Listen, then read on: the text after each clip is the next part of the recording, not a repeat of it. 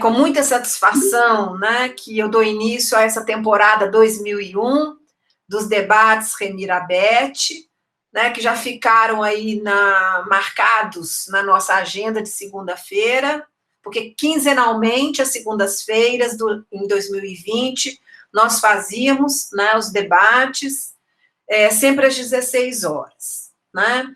Para iniciar, ou para reiniciar, né, os debates Remira-Beth em 2021, nós teremos hoje como debatedoras, né, duas colegas, queridas colegas, Márcia de Paula Leite e Magda de Barros Biavaschi. A Márcia dispensa apresentações, mas eu vou falar só duas frases, né, que a Márcia ela é docente da Faculdade de Educação, né, da Unicamp, é pesquisadora desde o finalzinho dos anos 70, do tema do trabalho, é uma referência na nossa área, tem uma larga experiência de pesquisa, né, sobre as questões relacionadas ao trabalho, reestruturação produtiva, sindicalismo, gênero e precarização do trabalho, e agora, mais recentemente, né, uma pesquisa sobre, relacionando, né, essas mudanças no mundo do trabalho e a questão de gênero, né, sobre o trabalho das mulheres. A Magda de Barros Biavaschi é desembargadora aposentada do TRT4, aprendi isso recentemente, é pesquisadora colaboradora do CESIT desde 2009, é professora colaboradora no programa de pós-graduação do Instituto de Economia e também professora colaboradora na pós-graduação do Instituto de Filosofia e Ciências Humanas da Unicamp. E entre os temas principais das suas pesquisas estão o direito do trabalho, a relação do direito com a economia, justiça do trabalho, direitos sociais fundamentais, e tem também estudado o impacto da reforma trabalhista, né, em particular a terceirização, né, entre os trabalhadores. Bom, as nossas duas colegas vão enfrentar esse tema, o impacto da reforma trabalhista e da pandemia sobre o trabalho das mulheres, né, reinaugurando, como eu já chamei atenção, os nossos debates. E a ideia não só de trazer Magda e a Márcia para reinaugurarem, reabrirem a nossa agenda, né, também tem a ver com março, né, o mês que a gente, né, que as instituições de pesquisa, mas sobretudo o movimento feminista, né, tem pautado como não só o Dia Internacional das Mulheres, mas o mês das mulheres. Por conta, inclusive, disso, Remira-Beth criaram, né, o Prosa Remira-Beth, que é um podcast simpático, né, uma ideia bem interessante, que tem mobilizado, né, algumas pesquisadoras da temática do trabalho e gênero. Podcast esse que foi inaugurado na semana passada com a Mari, conta pra gente, a Mari que está aqui, né, e hoje, né, a Thaís Lapa, que também está aqui, né, gravou o segundo podcast. Thaís, conta pra gente, né, as nossas colegas falando sobre as descobertas delas, né, os dados, as descobertas, né, na trajetória de pesquisa a respeito do mundo do trabalho e das questões de gênero. Bom, eu farei essa mediação, pergunto às colegas se 15 minutos é suficiente para cada uma delas abordarem, porque aí nós teríamos 20, 25 minutos para o debate, que eu acho que é mais interessante ainda, né? Eu posso, viu, Márcia e Magda, se quiserem, quando tiver faltando uns 3 minutos, dar um toque, né? Então eu falarei 12 minutos, por gentileza, completem mais 3 minutos, para a gente ter bastante tempo para o debate. Agradecendo aí a presença, né, dos colegas que estão assistindo essa live. E aí, então, imediatamente passo, então, a palavra para a colega Márcia Leite. Obrigada, Márcia.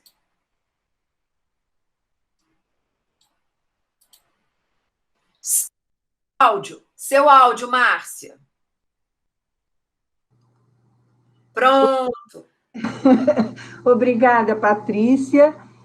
Boa tarde a todas e todos que vieram aqui, que estão aqui, que vieram aqui nos ouvir e dialogar com a gente. Eu gostaria, inicialmente, de agradecer a Beth e a Remir, não é, por ter convidado a gente para fazer, trazer aqui, divulgar aqui os resultados dessa nossa pesquisa, né?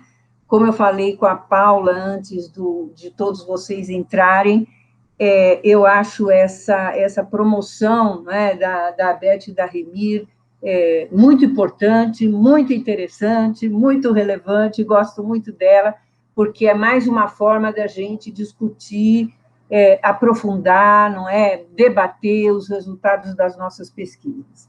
É muito, muito bom isso. Bom, eu gostaria de começar apresentando a pesquisa. Antes de apresentar a pesquisa, eu gostaria de começar apresentando a equipe de pesquisa, né? Essa pesquisa foi uma pesquisa que foi financiada pelo CLACSO, né, o Conselho Latino-Americano de Ciências Sociais, num programa que eles têm que chama-se de becas de investigação para equipes de investigadores ou investigadoras, né? Este programa, especificamente, se chamou Os Nudos Críticos de la Desigualdade de Gênero na América Latina e el Caribe. Então, concorreram, né, a esse programa projetos, né, sobre a questão da desigualdade de gênero. E nós decidimos mandar um projeto exatamente sobre a reforma trabalhista e o impacto sobre as mulheres, né? Oi, Andréia, não tinha visto a Andréia ainda. Então, essa equipe foi formada por mim, que coordenei o projeto, pela Magda Biavaschi, pela Thais Lapa, que está aqui também, e pela Bárbara Valerros Vasques, que não está aqui, não é, mas também fez parte da nossa equipe. E nós tivemos como assessora uma pessoa que também está aqui, que é a Marilane Teixeira, né, que nos assessorou no levantamento de dados, tanto do mercado de trabalho, né, como no assessoramento, no levantamento de dados sobre as negociações coletivas, né. Bom, então, a pesquisa, ela envolveu a utilização de dados sobre o mercado de trabalho, sobre negociações coletivas, né, análise, evidentemente, da legislação trabalhista, né, e ela recorreu também a entrevistas com sindicalistas e com trabalhadores, né, e nós escolhemos como setores para serem investigados, setores onde há uma grande maioria de mulheres, né, então nós pegamos o setor químico, setor de brinquedos e instrumentos musicais, setor de confecção, né, na área industrial, nós pegamos setor bancário, comércio e serviços, setor de saúde, setor de educação e de trabalho doméstico. E nós pegamos também um setor que, embora não seja majoritariamente feminino, como todos esses que eu acabei de falar, é um setor que tem mulheres, não é? Que tem mulheres, inclusive mais mulheres em alguns sub-ramos, não é? Mas que nós pegamos porque é um setor de grande combatividade, de grande representatividade do sindicalismo brasileiro, que é o setor metalúrgico, não é? Então, esses foram os setores pesquisados e tiveram a ver, não é, com esses critérios, né? Setores que tivessem majoritariamente mulheres ou que tivessem um menor número de mulheres, mas que tivessem uma trajetória, né, de lutas importantes, né? E nós começamos esse projeto no final de 2019 e ele deveria ir até... em setembro de 2019, ele tinha duração de 1 ano e ele deveria ir até setembro de 2020, né? Como nós tivemos a pandemia no meio, 2 coisas ocorreram. A primeira foi que a gente pediu, né, uma extensão para que a gente pudesse incorporar também a questão da pandemia, porque a gente começou a ver, né, nas nossas entrevistas que a pandemia era uma questão tão importante quanto a reforma, né, e que ela tinha um impacto, né, sobre, não só ela tinha um impacto sobre o trabalho das mulheres, que era tão importante, né, tão relevante quanto o impacto da própria reforma, como que elas se entrecruzavam, né, uma alimentando a outra. Eu vou explicar um pouco melhor isso mais para frente, não é? Então, a gente achou que realmente a gente tinha que inserir a questão da pandemia. Nós pedimos uma extensão de mais 3 meses, o próprio Claxo, né, nos sugeriu isso, e nós aceitamos, pedimos essa extensão, e nós terminamos o projeto em dezembro do ano passado. Então,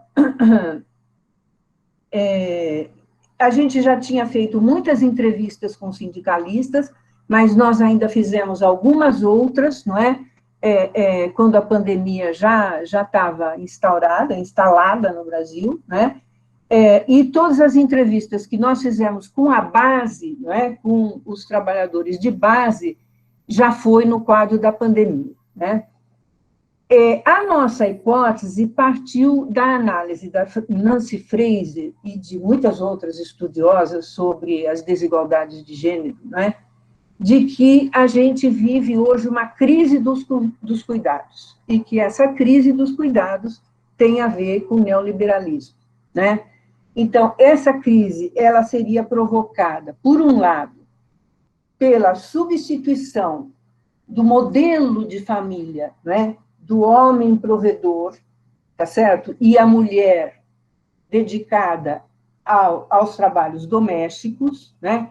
Por um outro modelo de família, né, que veio junto com o neoliberalismo, que é um modelo de 2 assalariados na família, né, com salários rebaixados, né, sem que o trabalho não pago voltado à reprodução social, fosse melhor repartido no seio das famílias, né? O que gerou a dupla jornada de trabalho para as mulheres. A Nancy Fraser considera que essa mudança, não é, na configuração familiar, ela tem a ver, com um lado, com as lutas das mulheres no final dos anos 60, nos anos 70, não é? Pela entrada no mercado de trabalho, não é? Para criar a sua autonomia econômica, não é? Mas ela também é provocada, né, por uma intenção, digamos assim, do neoliberalismo, no sentido de inserir as mulheres no mercado de trabalho na medida em que isso permitiria que determinadas atividades, não é, pudessem ser desenvolvidas por elas com baixos salários, né?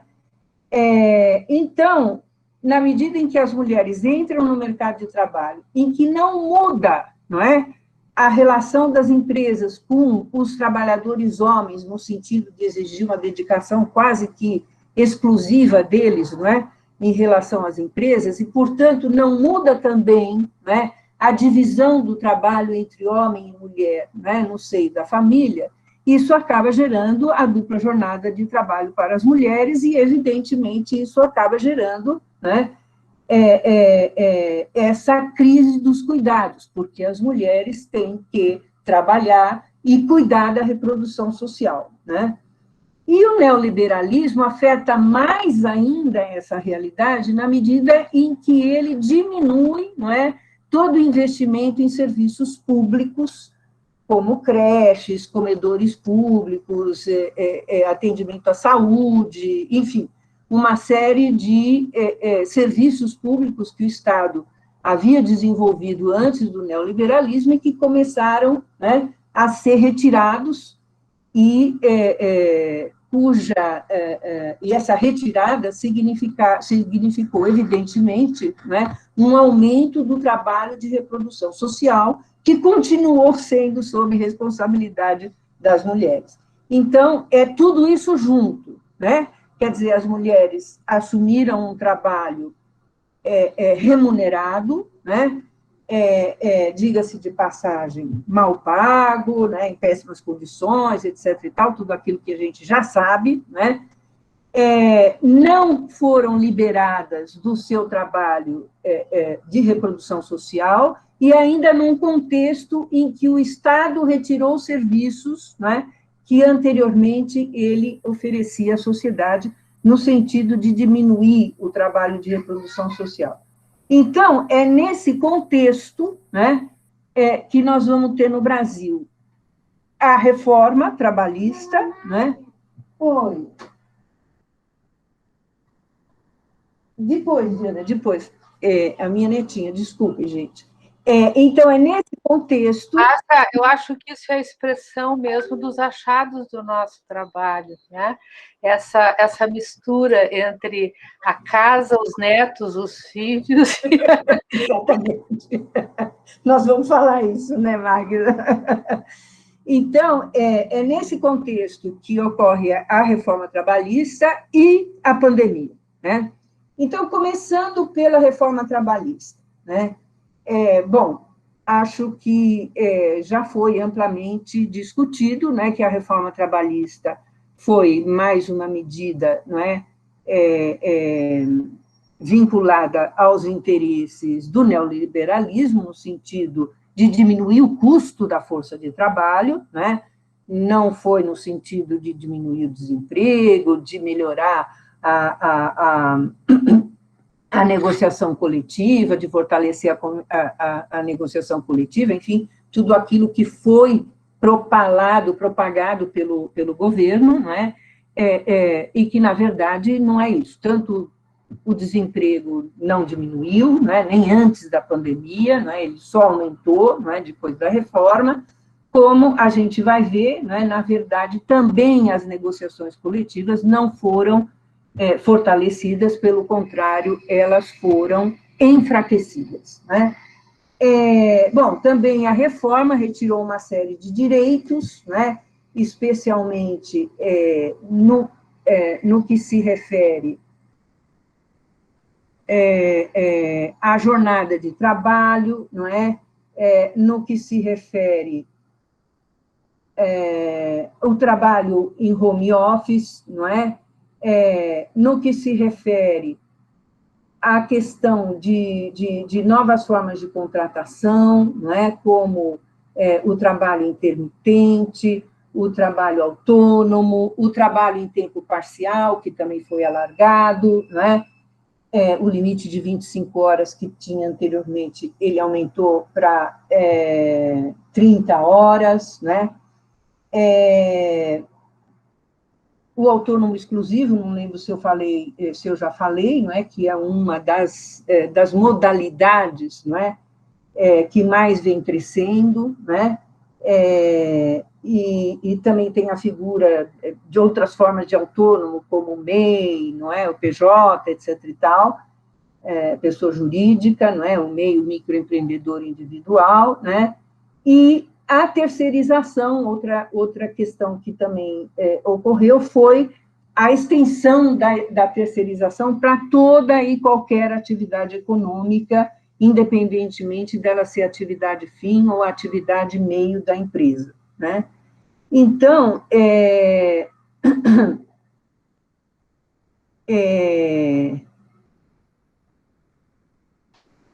deixa eu ir passando aqui para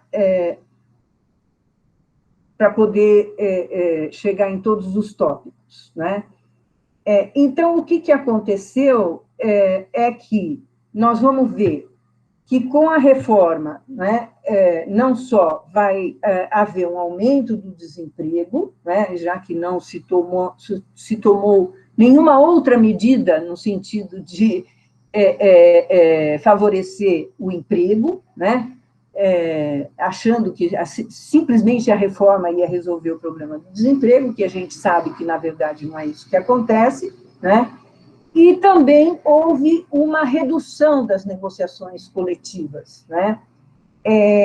Houve um recuo, já em 2017, de 1,7 em relação a 2016, né?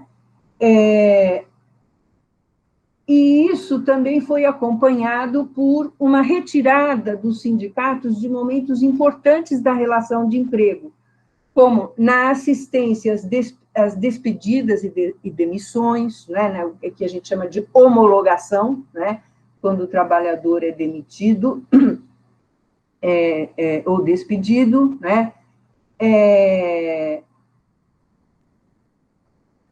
Também houve uma outra coisa que atingiu muitos sindicatos, que foi o fim da ultratividade, que é uma questão muito importante, porque a ultratividade estabelece que os trabalhadores tendo assinado uma negociação, uma convenção coletiva, né, eles continuam com esses direitos até que uma nova negociação passe a vigir, né, a viger. Agora, o que acontece com o fim da ultratividade? Quando acaba o período daquela negociação coletiva, imediatamente todos aqueles direitos que foram assegurados nesta negociação, eles acabam também. Então, enquanto o sindicato não assina uma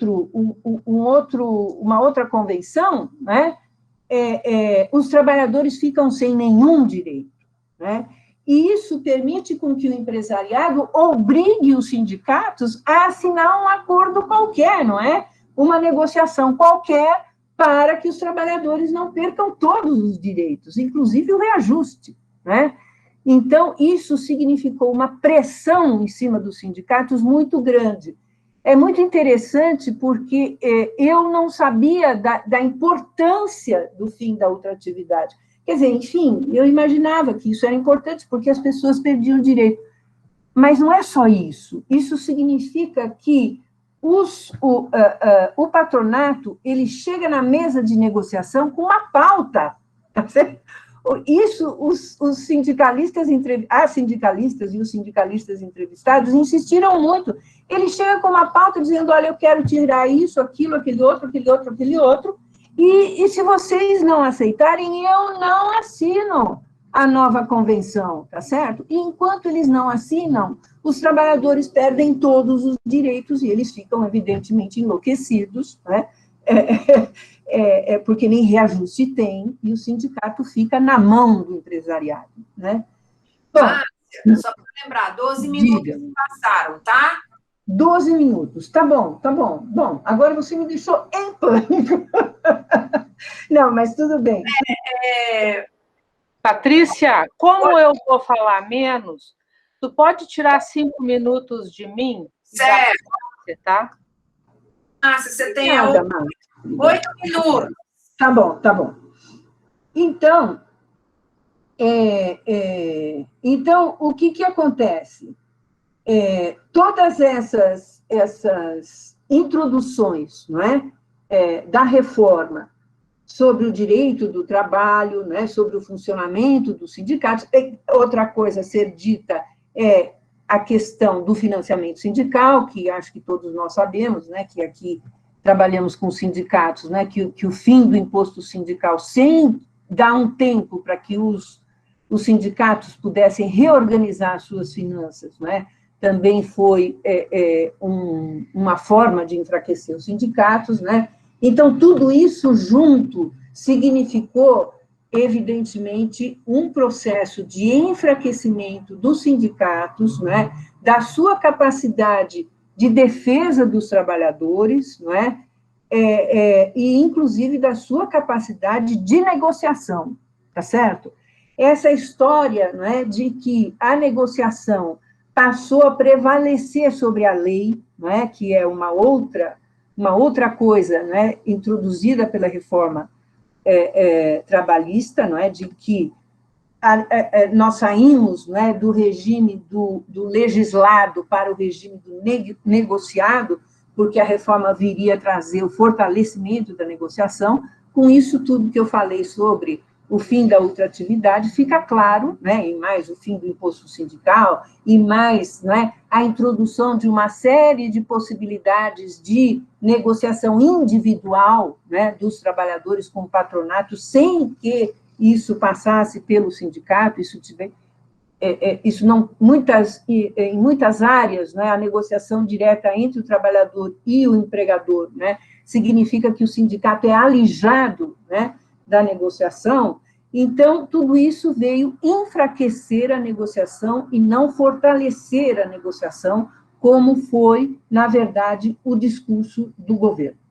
Bom, no que diz respeito aos dados sobre o mercado de trabalho, né, nós temos que todos os dados, né, durante esse período da reforma para cá, vão indicar, né, que, antes de falar isso tudo, antes de entrar na questão dos dados, tem uma coisa que é muito importante, é o seguinte, vejam bem, a negociação, ela introduz, né, uma série de áreas onde a reforma introduz uma série de áreas onde a negociação pode ser individualizada, né? E o sindicato sai de cena. Isso, evidentemente, fragiliza os trabalhadores, né, diante do patronato. Agora, vocês imaginem para as mulheres, né, que estão exatamente, não é, naquelas atividades, né, em que elas têm dificuldade de se organizar, não é? Os sindicatos, em geral, são mais frágeis, não é? Então, a possibilidade delas negociarem individualmente de uma forma mais favorável aos seus interesses se torna muito, muito reduzida, né? Primeiro, porque elas não têm um sindicato forte por trás, e, segundo lugar, porque elas ocupam, né, atividades que são vulneráveis, tá certo? Atividades em que elas podem ser facilmente mandadas embora e substituídas por outros profissionais, né? Então, eu estava entrando na questão do mercado de trabalho, né? E aí tem duas coisas que eu gostaria de sublinhar. Uma delas é o fato de que essas transformações todas não mexem na estrutura do mercado de trabalho, em que as mulheres continuam, não é, continuam segregadas em determinados setores, né, que são especialmente esses setores que a nossa pesquisa cobriu, né, e continuam segregadas nesses setores, né, nas atividades mais repetitivas, nas atividades menos qualificadas, nos postos de trabalho de menor status, não é? Então, existe uma segregação vertical e horizontal, não é? Do trabalho feminino, né? E, evidentemente, a reforma não modifica nada disso, né? Passando agora para a questão... e com relação aos dados, o que nós vemos é um aumento do desemprego, que é maior no caso feminino, né, do que no caso masculino. Há um forte aumento do trabalho informal, que é tanto para mulheres como para homens, mas ele é um pouco maior para mulheres, não é? E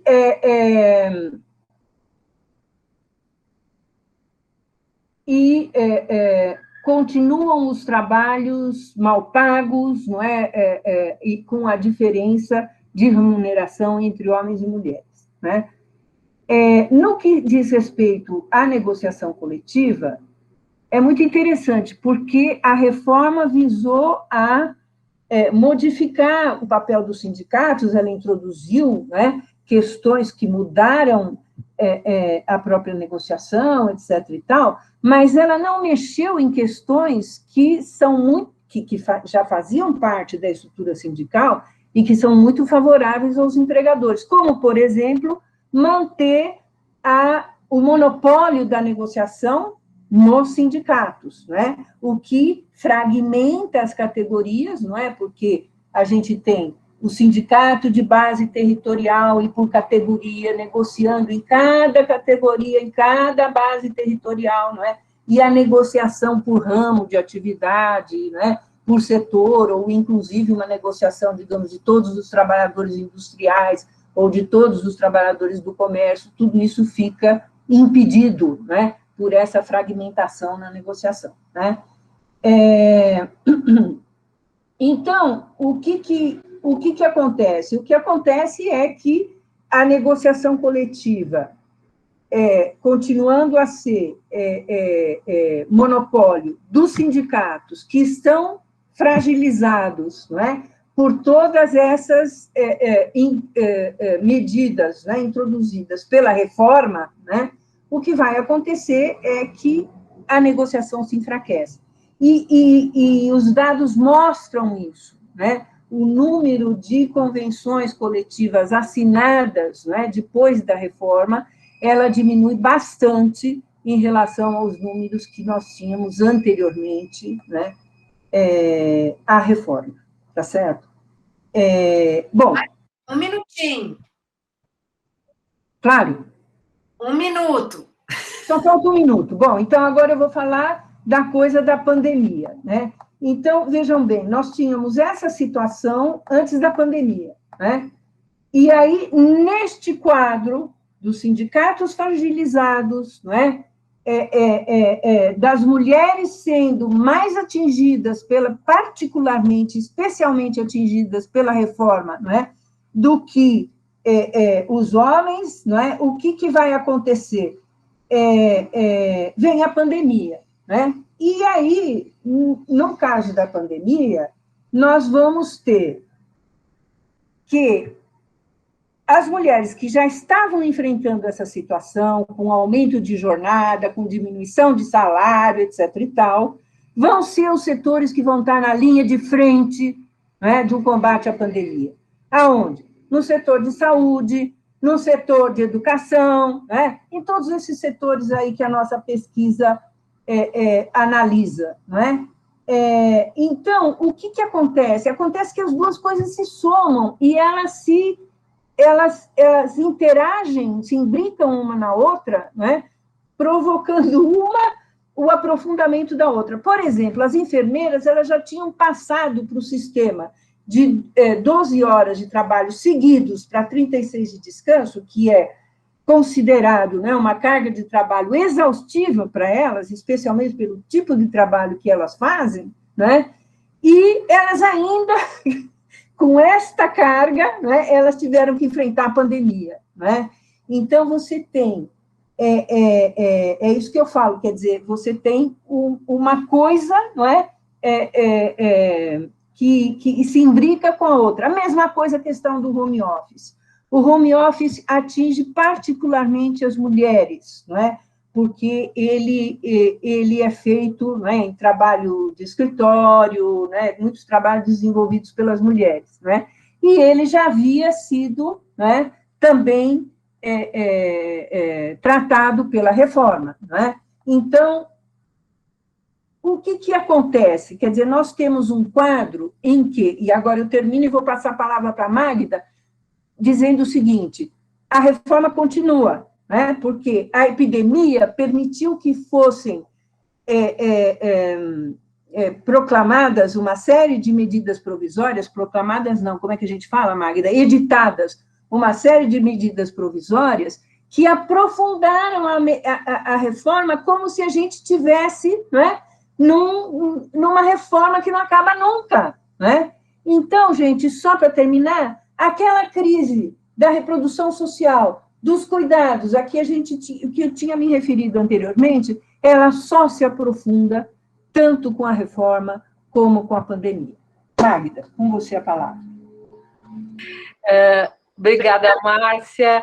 Quantos minutos eu tenho já com meu desconto, Patrícia? 10.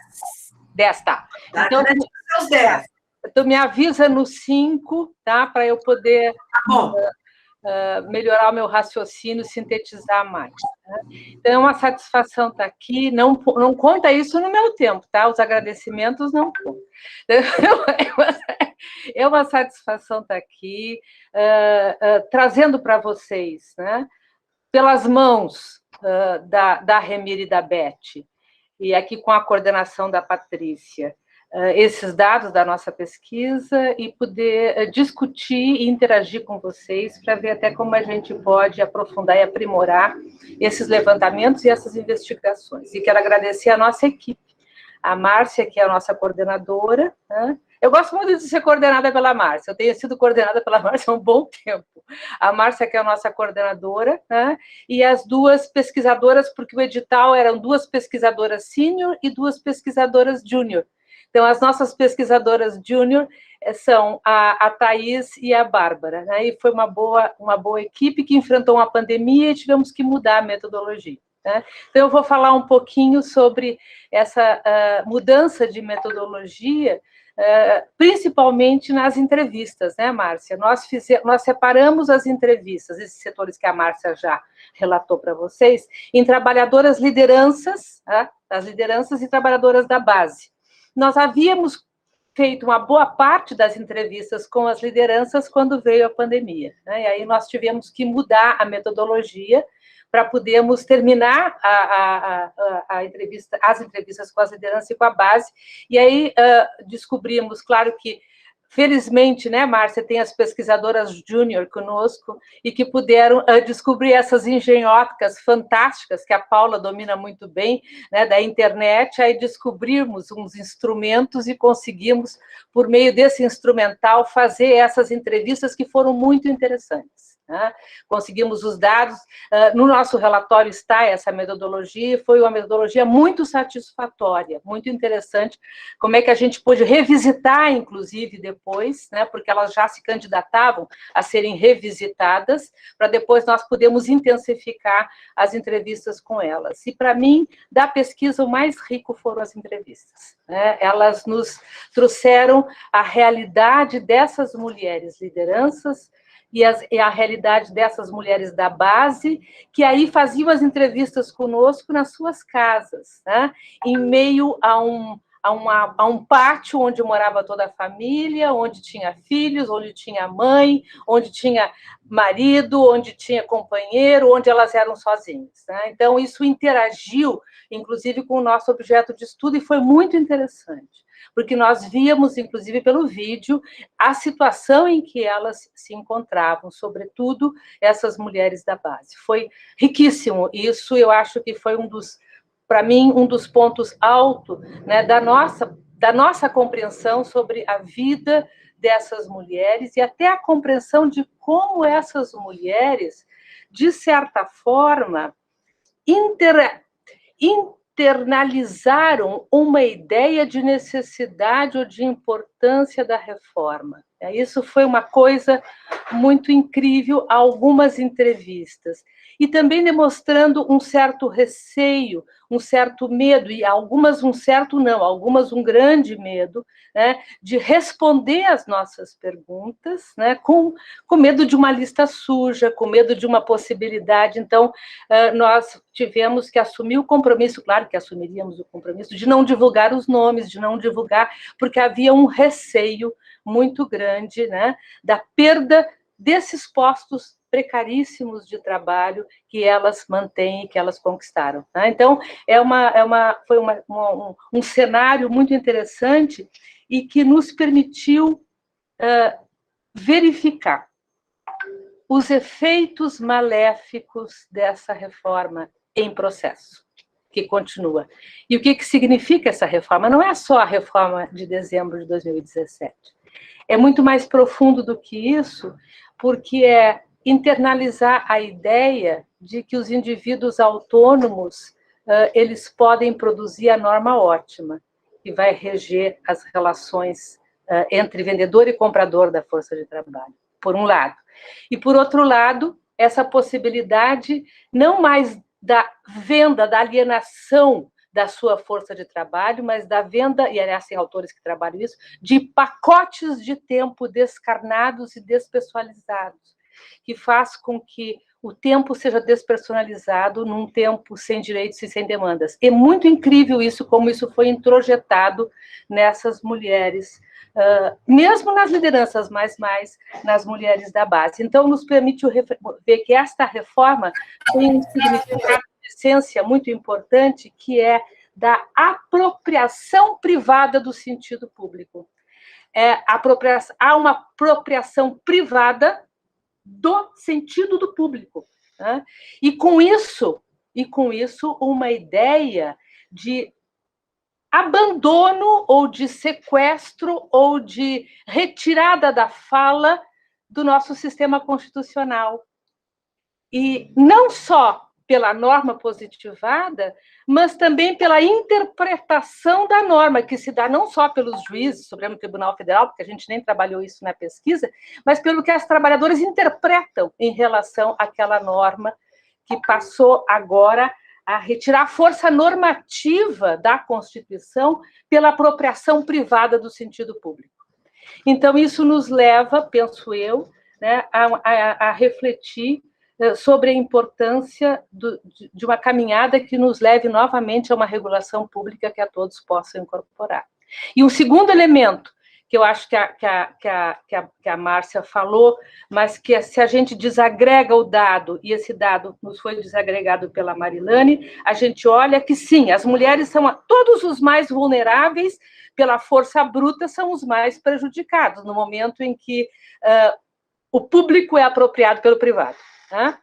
Mas com muito mais ênfase as mulheres negras. Tá? Os dados mostram que as mulheres são as mais prejudicadas, sobretudo na pandemia e a partir da pandemia, mas se tu vai abrir o dado, são as mulheres negras, né, as mais prejudicadas, isso a pesquisa também mostra. Isso nos faz entender agora, né, na última PNAD, né, quase 80 milhões de trabalhadores fora da força de trabalho, isso é uma coisa enlouquecedora, merecia só isso merecia uma condenação pela morte da sociedade, da possibilidade de vida da sociedade do nosso governante, mas dessas 80 milhões, menos de 80 milhões, mas quase 80 milhões, 50 milhões são mulheres. E se a gente vai abrir o dado, e esse dado eu não tenho, eu posso pedir para a Mari essa ajuda, talvez essas fora da força de trabalho, que são 50 milhões, certamente a grande maioria vão ser mulheres negras. Tá? Então, o que fica expresso e explícito no nosso trabalho? Que as desigualdades históricas...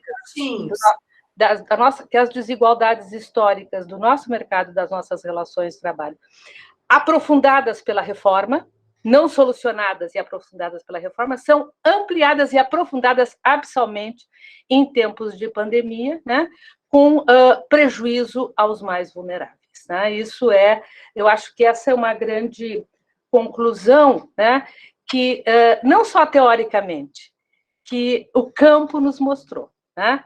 O campo nos mostrou e nos mostrou com tristeza, porque nos coloca num desafio muito grande, né? De, a partir das nossas pesquisas, né, podermos repensar uma caminhada estruturante ou reestruturante dessas relações de trabalho absolutamente desiguais. Então, a desigualdade se aprofundou, e se a desigualdade se aprofundou, as possibilidades de uma vida democrática foram absolutamente sequestradas. Tá? Então, eu acho que essa, terminando, né, eu acho que essa é o que mostra, para a nossa dor, o que mostra, de uma forma muito vital, sobretudo as entrevistas que nós fizemos. Claro que a gente olhou os dados, que a gente fez uma leitura dos textos agora atuais, né, dos textos teóricos, de outras pesquisas, tudo isso, mas foi a vida dessas mulheres na tela, sobretudo mulheres negras, né, que nos mostrou as dificuldades, né, aprofundadas e acirradas, e por isso talvez a gente possa entender que a vacinação no Brasil, Márcia, eu não sei se tu sabias disso, a vacinação no Brasil, que foi só até agora de 4% da população, só 20% da população negra foi vacinada. Por quê? Porque só os velhinhos é que foram vacinados. E a população negra não vive até lá. Tá? Então, 80% dos vacinados são homens e mulheres brancas, portanto, não é a população negra, né, que está sendo vacinada, e mais uma desigualdade fica aprofundada e acirrada, né, agora na pandemia, a partir dessas reformas que são reformas em processo e que colocam na apropriação do público a vontade do privado, e a vontade do privado corresponde a 0,01% da população. Tá? Muito obrigada, era isso que eu queria assinalar, e agradecendo a nossa equipe, né, pelo trabalho, e agradecendo a Remíria e a Beth pela possibilidade da gente estar aqui para discutir com vocês. Muito obrigada, Márcia e Magda, por trazerem os dados, a reflexão que vocês construíram, né, e acumularam numa pesquisa tão importante. Eu não sei se alguém gostaria de fazer alguma pergunta imediatamente. Tem um comentário aqui no chat, professora Márcia, do Carlos Magno Sampaio.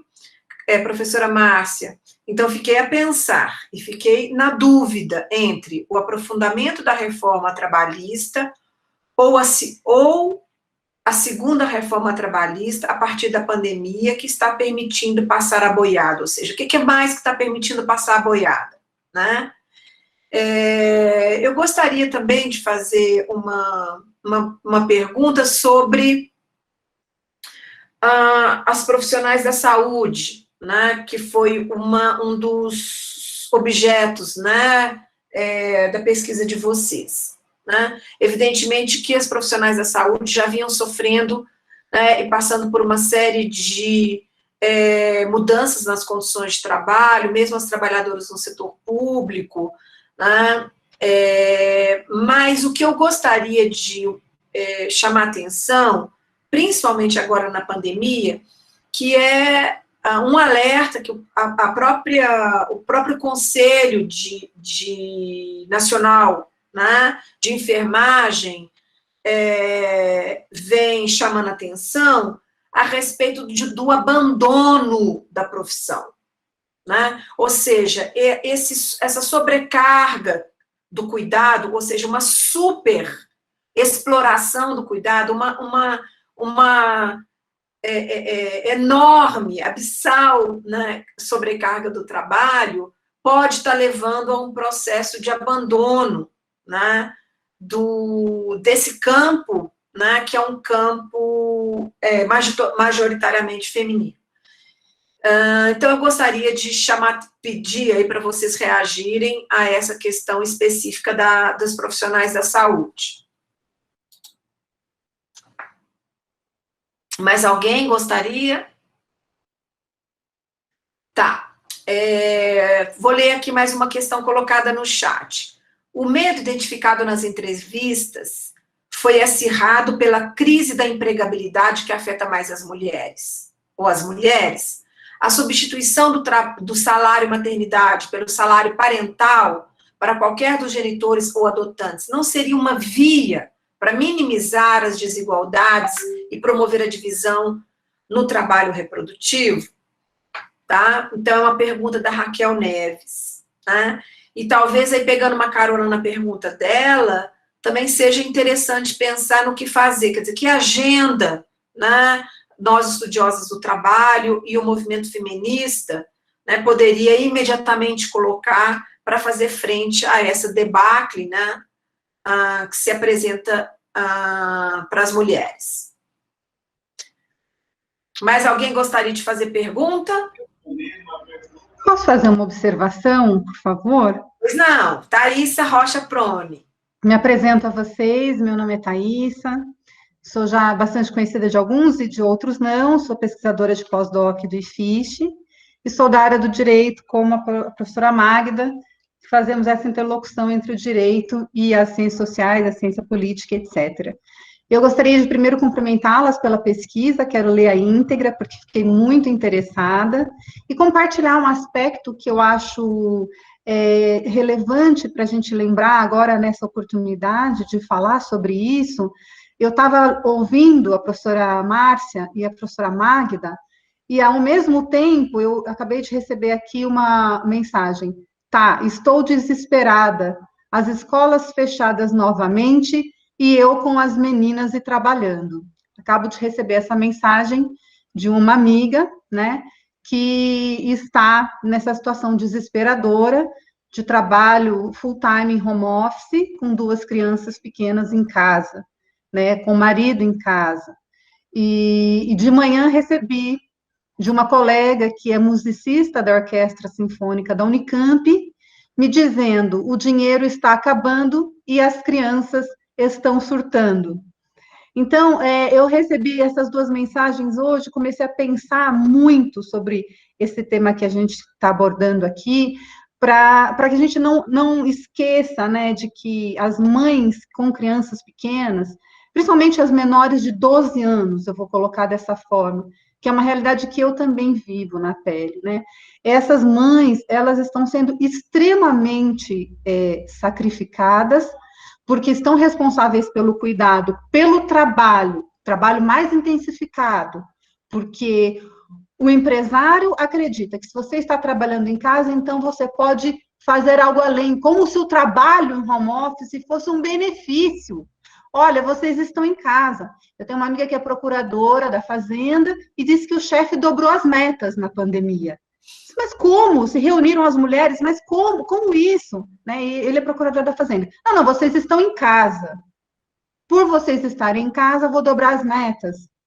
Então, como se estar em home office fosse um privilégio, um benefício do empregador, né? E esquecêssemos tudo, que o cuidado, a limpeza, a alimentação, a educação das crianças em homeschooling, né? Tudo isso é determinado para a mulher, né? Porque o patriarcado tem essa convenção de que o homem está ali, ele já está trabalhando também. Então, a mulher é responsável por tudo isso, né? E a reforma trabalhista vem anteriormente ao contexto da pandemia, mas só acirra essa realidade, porque é uma realidade também de um sofrimento psíquico, de uma restrição de direitos, de uma sobrecarga de trabalho e de uma desesperança, sobretudo. Agora, por outro lado, uma classe média branca de mulheres que estão fazendo esse tipo de trabalho estão demandando de mulheres pobres e negras, que são as babás, que são as empregadas domésticas, que são as cuidadoras dos idosos, não é? E, por exemplo, aqui na cidade universitária, onde a gente reside, 5 horas da tarde você percorre os pontos de ônibus, eles estão lotados. Uhum. Lotados de empregadas, de mulheres negras, que estão trabalhando no cuidado para dar o suporte para que essa mulher branca de classe média continue fazendo seu trabalho como executiva, como advogada, como pesquisadora, como professora universitária, enfim. Então, nós temos cadeias e cadeias, nós temos níveis e níveis de exploração que vão rolando, né, vão cascateando, como se diz assim, para essa situação complexa que é o mundo do trabalho das mulheres. E isso, eu acho que é um ponto bastante importante de reflexão para esse fundo, né? Então, só queria fazer essa observação, dizer que a pesquisa realmente é muito pertinente, eu quero divulgar, então, se puderem colocar o link e compartilhar, né, as maiores dificuldades, né, das mulheres e dizer que a gente precisa construir um caminho de uma reestruturação do mundo do trabalho das mulheres. Se vocês forem perceber nas livrarias jurídicas e no mercado editorial jurídico, sociológico e da ciência política hoje, não se fala disso. Não se publicam livros atualizados sobre isso. Só a academia, somente as universidades estão produzindo trabalhos respeitáveis e pesquisas respeitáveis a respeito do mundo do trabalho das mulheres, né? Então, acho que é um ponto que eu gostaria de colocar só para fomentar um pouco a nossa discussão. Um abraço a todos e todas. Obrigada, Thaís. Eu vou ler aqui mais algumas questões. Tá? A Graça tem 2 questões. Vocês têm dados sobre o trabalho doméstico em termos de redução dos postos de trabalho?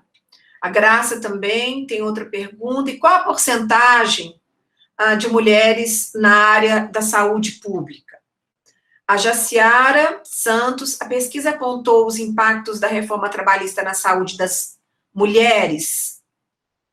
E quais as maiores incidências? No meu locus de trabalho, verificamos que com a pandemia, a saúde mental ficou em 3º lugar entre os processos de adoecimento. Simone Wolff, eu gostaria que as pesquisadoras apresentassem alguns resultados interessantes da pesquisa de campo, especialmente no que se refere às condições de trabalho das entrevistadas após a pandemia,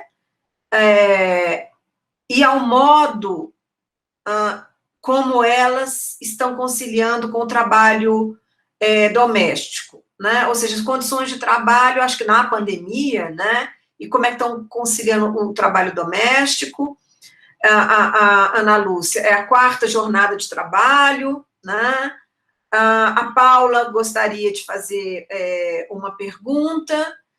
A Ana Cláudia, vocês chegaram a olhar algum setor onde já há muitas plataformas de trabalho, como beleza e serviço geral, limpeza, para saber se houve uma corrida das mulheres para as plataformas? Tá? Então, eu vou passar a palavra para a Paula, e aí depois eu abro para vocês fazerem e reagirem aí, né, a essa variedade de perguntas. Paula. Como versão feminina do Dari, vou falar aqui assim, obrigadíssima, né, pela apresentação, que é uma expressão marcante do meu querido orientador. Desculpa, agora eu não sabia que tu era a versão feminina do Dari, eu pensei que o Dari estava brincando com ele mesmo. Tá? Não, ele é o homem de versão, como é de alma feminina, mas eu estou aqui de versão feminina do Dari. A gente incorpora os gêneros e as... Mas, na verdade, o comentário, né, é um comentário, assim, no seguinte sentido, né, de como a reforma trabalhista. Eu achei muito interessante essa coisa que a Márcia colocou, como uma imbricação recíproca, né, entre reforma trabalhista e pandemia, e num ciclo, digamos assim, vicioso de aprofundamento dessas desigualdades. E aí, só uma atenção também que veio hoje numa consultoria que eu dei hoje mais cedo, né, já, por outro lado, de uma professora, que engravidou, numa cidade em que está com aulas presenciais, né, ela tem uma gravidez de risco, aí foi o relatório médico sugerindo que ela não fizesse as atividades presenciais, como ela não é professora de sala de aula, ela é da parte de orientação, ela poderia fazer isso remotamente, mas óbvio que agora, né, que voltaram as aulas presenciais, que ela está grávida, que ela gosta de estabilidade, a empresa não quer, no caso a escola, porque hoje em dia a escola é empresa, né, não quer fazer a adequação dela, né, para uma realização da atividade remota. Então, por que chamar a atenção disso, né, é que a prova de que, não é a prova, mas com certeza mais um indício, né, de que essas ferramentas, elas são utilizadas não para satisfazer, digamos, a dimensão da utilidade para o trabalhador, da funcionalidade para o trabalhador, ela é, de fato, incorporada, né, como uma ferramenta de gestão mesmo, né, pelo menos é o que me parece a partir desse exemplo, né, e nessa medida pode ser que eventualmente alguém possa se beneficiar do trabalho remoto, mas com toda certeza afirmar que isso seria a causa, né, de utilização desses outros modelos aí de jornada e de relação de trabalho, me parece que a gente volta só a um aspecto retórico da gestão empresarial tentando se legitimar como algo favorável ao trabalhador, né? E aí eu queria, se vocês puderem comentar sobre isso também, é isso. Obrigada, Paula. Bem, então, passo para você, Magda e Márcia, vocês podem combinar a ordem para reagir aí a essa pergunta. Eu vou começar respondendo algumas e depois você responde outras, tudo bem, Magda? Ou você não quer responder? Como fica para você? Não, as que tu não responderes, eu respondo. Ou as que tu responderes, eu respondo em cima. Ou vamos vendo como é que fica. Agora vai. Vamos ver como é que fica. Tá certo, tá certo. Sobre a questão, eu vou pela ordem, tá certo? Em que as perguntas foram feitas, né? O aprofundamento da reforma trabalhista e a questão da segunda reforma trabalhista que está permitindo passar a boiada. Eu acho que essa frase, de quem que foi mesmo? Foi do Salles, né? Daquele inominável ministro do meio ambiente, sei lá eu do que ele é. Enfim, é isso mesmo que eu acho que eles estão fazendo, entendeu? Porque eu acho que durante a reforma, o processo da reforma, várias coisas que eles queriam não passaram, né? Então, eles continuam colocando, né? Sem parar, né? E agora, de novo, esse ataque, não é, ao serviço público, não é? Com a retirada de um conjunto de direitos, né, para que possa ser retomado o auxílio emergencial. Né? Então, é isso, quer dizer, enquanto eles puderem ir aprofundando essa reforma no sentido de favorecer o capital, né, eles vão fazer. Né? Eles queriam ter feito muito mais, por algum motivo teve coisas que não passaram, não é? Teve coisas que eles não conseguiram colocar num primeiro momento, e vão colocando, e vão colocando, e vão colocando, e enquanto eles puderem ir colocando, eles vão fazer isso, né? Então, eu acho que a situação de pandemia os favorece, tá certo? Porque é um momento em que a sociedade está desorganizada, não pode sair, não pode se manifestar, não é? Está todo mundo apavorado, né, com a pandemia, então tem um conjunto de fatores que torna mais fácil para eles, né, mais possível para eles, né, passar coisas que anteriormente não conseguiram passar. Né? Patrícia,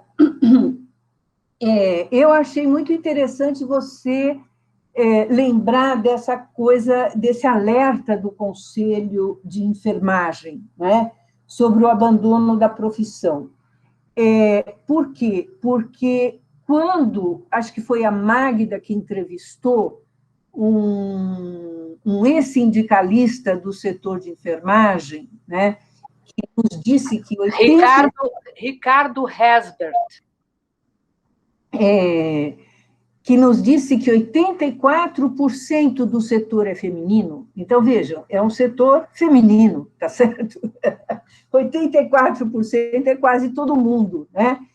E aí, o que tem? Quer dizer, a situação que esse moço nos relatou era uma situação trágica, tá certo? Quer dizer, mulheres trabalhando em jornadas de trabalho de 12 horas, um trabalho completamente estafante, um trabalho extenuante, não é? E que no momento da pandemia se tornava mais difícil ainda trabalhar 12 horas seguidas, porque o esforço emocional, não é, também de você conviver com pessoas que estão entubadas, que estão morrendo, tá certo? É muito complicado, né? Então, eu acho que essa declaração do Conselho de Enfermagem, que se baseia numa realidade, né? Quer dizer, eles estão vendo que as mulheres estão abandonando o emprego, né? Eu acho que é uma declaração que nos mostra o seguinte: chegamos ao final da linha, entendeu? Essas mulheres não aguentam mais, não é? Evidentemente, elas estão trabalhando porque elas precisam do emprego, né? Mas elas não aguentam mais. Eu acho que chegou num ponto de saturação absoluto. E você nos lembra de uma questão que é fundamental, né? Que é fundamental. Quer dizer, quando eu li a entrevista do Ricardo, né, Magda? Ricardo Hesbert, ele foi chefe de enfermagem do Hospital Pronto Socorro de Porto Alegre, na época em que era um hospital padrão. Uhum. Então, quando eu li a entrevista do Ricardo, a impressão que eu tinha era de sufocamento, né? Porque ele ia contando as condições de trabalho dessas mulheres e a gente vai ficando sufocado, parece que não tem saída, entendeu? E aí, de repente, você vê uma declaração do Conselho dizendo assim: olha, as mulheres estão abandonando o trabalho, estão abandonando porque não tem saída mesmo, é um sufoco, mas é um sufoco total, né? Quer dizer, quando a gente escreveu o relatório, a gente não pensou que poderia chegar a esse ponto, mas eu acho que ter chegado a esse ponto é quase que uma consequência inevitável, não é? Desta superexploração do trabalho, né? E dessa não consideração das condições do trabalho, né? Das condições de trabalho dessas mulheres. Raquel Neves, você faz essa pergunta sobre o salário parental. Eu também acho muito interessante, né? porque na Suécia, por exemplo, não existe... talvez a Ana Lúcia possa até nos ajudar nisso aí. Eu acho que não existe salário parental, mas existe, por exemplo, como é que chama? Licença, né? Licença pelo nascimento dos filhos, que é parental, que é por 2 anos, e tanto o homem como a mulher... Um ano. Um ano. Mas não é um ano para cada um? Não é um ano para cada um? É um ano para a dupla, que não precisa nem ser casal, nem pai, nem... Quem é o pai e quem é a mãe, nem moram juntos. Eles têm o direito... As crianças vão para a creche só com 1 ano. A licença é de 1 ano para trabalhar ou para estudar. E existe uma proposta do Partido Social Democrata, que está na maior discussão na televisão e tudo, que eles querem propor que se busque mais rapidamente chegar no meio a meio, porque hoje é 70% as mulheres ficam e 30% os homens. E se continuar nesse ritmo que é crescente, vai ser só em 2080 que vai ficar meio a meio. Só que a sociedade sueca é super dividida. Tem gente que diz que isso não é assunto de partido, que isso é assunto privado, que o partido não tem nada que se meter. E aí eles esclarecem que não vai ser obrigado, é uma proposta que o partido vai encaminhar, como proposta facilitadora de que isso aconteça mais rápido. E aí tem aqueles que dizem que acham que é importantíssimo, lógico, elas estão pensando que dia que os homens vão fazer o meio a meio, mas, ó, é 70%, viu? Os homens fazem 30%. A minha pesquisa que eu faço aqui numa creche, é impressionante a quantidade de homens, pai que vai levar, que vai buscar, que vai em reunião, é uma coisa bem, sabe, dá uma sensação até que é meio a meio, de tanta gente que tem. Mas é isso aí, eles não chamam de parental, mas eles chamam... Porque é o seguinte, aqui tem um Ministério da Infância e dos Idosos. Os velhos e as crianças não são propriedade das famílias. As famílias ficam com eles de noite e no fim de semana. É essa que é a questão. As creches aqui, por exemplo, não fecharam. Todo mundo vai. Tem que ir, porque onde as crianças vão ficar se o pai e a mãe estão trabalhando? E aí, essa questão sua, Márcia, muito bem colocada, aqui é o seguinte, quando a criança tem algum sintoma, ou quando ela tem alguma doença antes de pandemia, ela é recomendada que ela fique em casa. Só que aí o pai ou a mãe tem que ficar. E aí o patrão vai pagar o salário, mas só 80%. Então, hoje, em plena pandemia, tem uma proposta, eu continuo fazendo a pesquisa agora só com as professoras, por entrevistas e depoimentos, eu só estou colhendo dados delas. E elas me contando, né, das crianças. Então, uma coisa que elas estão segurando sintoma de criança, porque tem pais que já avisaram que estão com problema financeiro, que não dá para receber só 80%. Olha a bomba. E aí é uma coisa que isso não estava pensado, porque até então, pagando os 80%, eram poucos os casos, né, que o pai ia ficar com a criança em casa ou a mãe. Então, eu acho que não dá muito para comparar, não, sabe, Márcia? Esse salário parental, para mim, aí é mais um golpe do não trabalhismo, né, do ponto de vista do trabalhador. Isso aí é uma coisa que interessa exclusivamente para o patrão. Esse salário parental aí não ajuda em nada, na minha opinião, no Brasil, né? Eu posso trazer na Alemanha, por exemplo, são 2 anos. 2 anos desde que tenha pai e mãe, né? Aí um fica com o primeiro ano e o outro fica com o segundo ano, ou vice-versa, né? Partilhadamente, né? Isso é para quando há casal, pai e mãe. E eu acho isso interessante. Agora, essa coisa parental eu tenho bastante preocupação também, né? Porque, por exemplo, na Austrália, a mãe pode fazer um acordo com o Estado e ficar 2 anos recebendo do Estado para cuidar do seu filho. e só depois de 2 anos é que volta ao mercado de trabalho paulatinamente, né? Então, são políticas públicas muito importantes, focadas. Mas o que eu gostaria de dizer é que tudo isso é muito importante nós discutirmos, mas não sei o que vocês acham, mas eu acho que a gente não pode perder a visão do macro. Não pode focar, por exemplo, o entregador de pizza, regular o entregador de pizza, e depois nós vamos ter a regulação para a cabeleireira, vamos ter... Ou seja, a gente precisa interseccionar, interagir dialeticamente tudo isso com uma questão maior, que são todas as relações sociais que estão em processo de dissolução. Então, nada é autônomo, né? Nada é autônomo. O trabalho não é autônomo, o trabalho da mulher não é autônomo. Claro que tem uma questão estrutural, que é a coisa da reprodução, essa sim, né? Essa sim, é algo estrutural do capitalismo.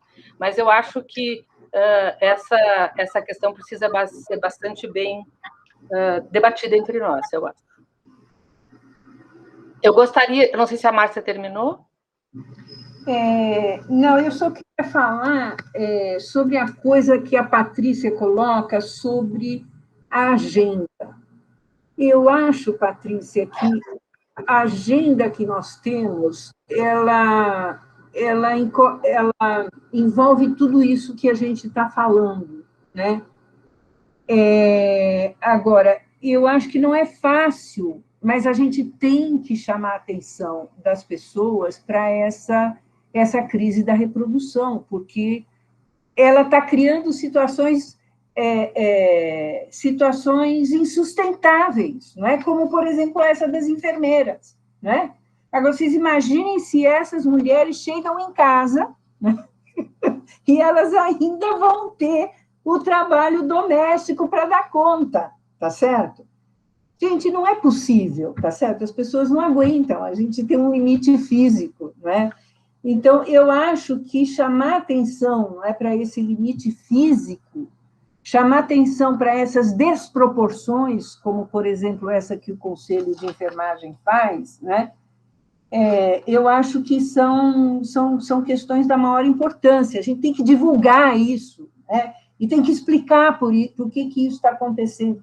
Não é só porque a pandemia está aí, é porque a pandemia está aí num contexto em que elas são super exploradas, não é? Com uma jornada de trabalho altíssima, que foi trazida pela reforma, não é?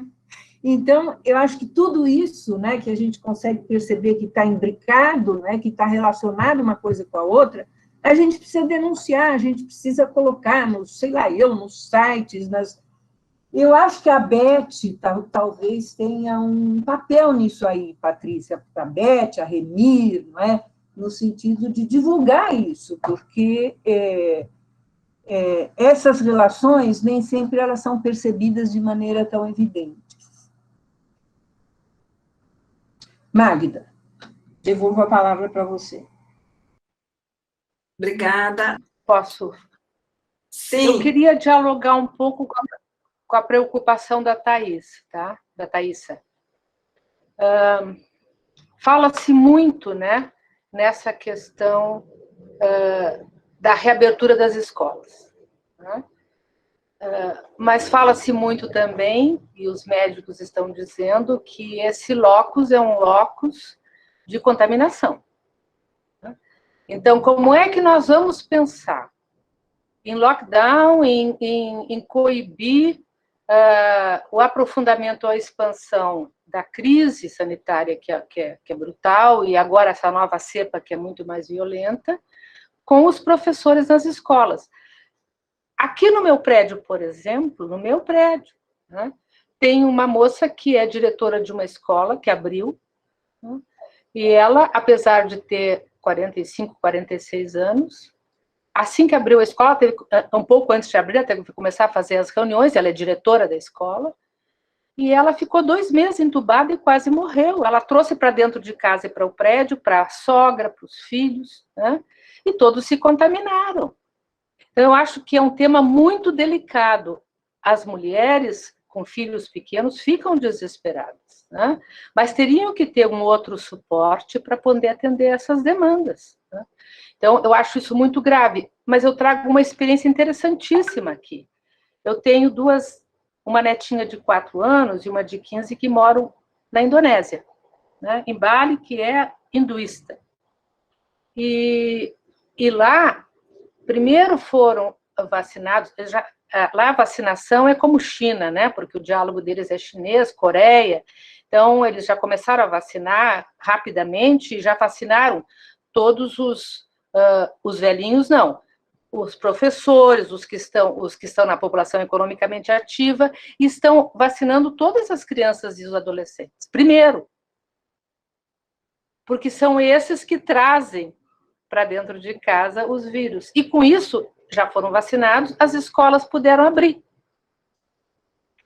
E foi um alívio, porque eles descobriram que as crianças, principalmente as pequenas, né, que iam nas escolas maternais ou as escolas para criança, estavam ficando muito depressivas.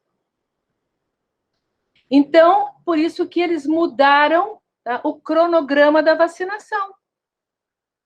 E entraram num programa lá, porque lá é Coronavac. Então, não havia ainda o teste, a terceira fase, mas eles entraram num programa de teste de terceira fase, né, para propiciar que as crianças pudessem brincar, pudessem ir com seus... E as mães pudessem respirar. Tá? Então, à medida em que foi melhorando a vida das crianças, tá, e a das mães também foi melhorando. Tá? Então, é uma outra forma de planejamento, né?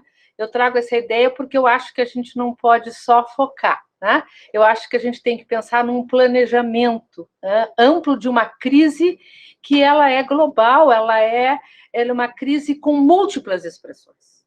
Né? Então, essa questão do planejamento e aquilo que o Lula falou da criação de um Comitê Nacional de Crise, né, com profissionais de várias áreas, mas, sobretudo, com sérios profissionais da saúde, eu acho que poderia ser um auxílio, né, uma caminhada boa para a gente tentar conversar tudo isso planificadamente. Né? Então, era isso que eu queria dialogar com a Thaís. É claro que é um drama, né, é um drama para essas mães, mas também é um drama para essas mães serem contaminadas pelos seus filhinhos pequenos, né? É um drama ainda maior, talvez algumas mães chefes de família, né? Não podendo dividir depois essa atribuição no cuidado dos filhos, né? E morreram, ficam quem? Hoje eu estava assistindo que o grande problema agora também vai ser esses pais, essas mães, perdão, que estão morrendo, com quem ficam esses filhos? Crianças pequenas, né? Estão aí em asilos, né? Quem é que vai tomar conta dessa população agora órfã? Então, não vai ser fácil para nós sairmos da pandemia, né? Mas não vai ser fácil enfrentar pós-pandemia também. Alguém falou aqui pós-pandemia, não vai ser fácil enfrentar pós-pandemia, né? Eu acho que vai demandar de nós esses estudos, não só interdisciplinares, mas como a Márcia falou, interligados, né? Interligados dialeticamente, porque isso, como esse ideário está presente, e ele está expresso agora na 186, foi a Graça que falou disso, está expresso na 186, né? Que é trazer para o público o que está no privado, né? Igualar pelo calcanhar na desgraça. Em síntese, claro que não é isso a 186, mas em síntese é isso. Né? Mas que hoje eu estava falando com o assessor da bancada, o Marco Aurélio, que é um cara muito interessante, assessor da bancada do PT, ele me diz, preparem-se para o que vem agora de mais reforma trabalhista, mas o que mais? Você não sempre pode piorar, tá? E vem mais coisa aí que vocês não sabem o que nos espera. Aquele decreto já foi um ensaio disso, o decreto meio que desistiram do decreto, né? Mas aquele decreto já foi um ensaio disso. Né? Então, eu acho que é esse ideário que é o ideário que coloca a apropriação do público pelo privado, né? E que nos faz regredir a tempos anteriores, impensáveis para nós, de serem trilhados novamente. Né?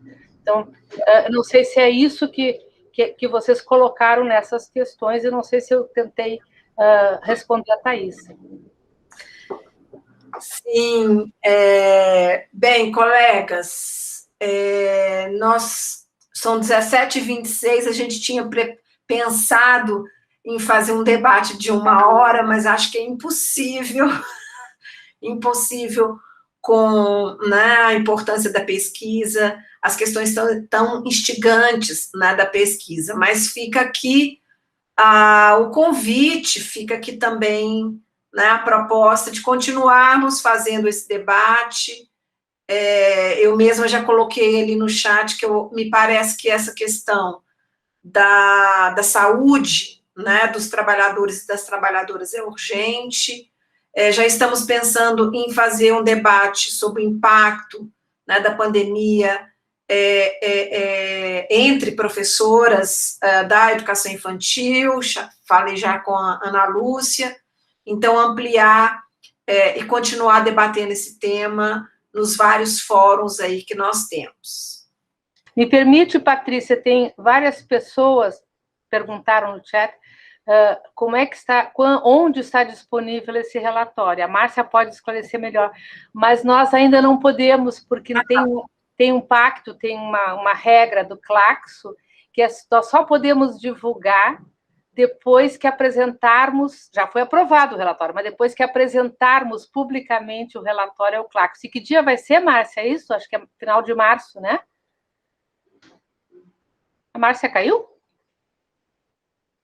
Acho que a Márcia... Acho que sim, né? Acho que a Márcia caiu. Magda, só para dizer que é dia 30 a apresentação pública.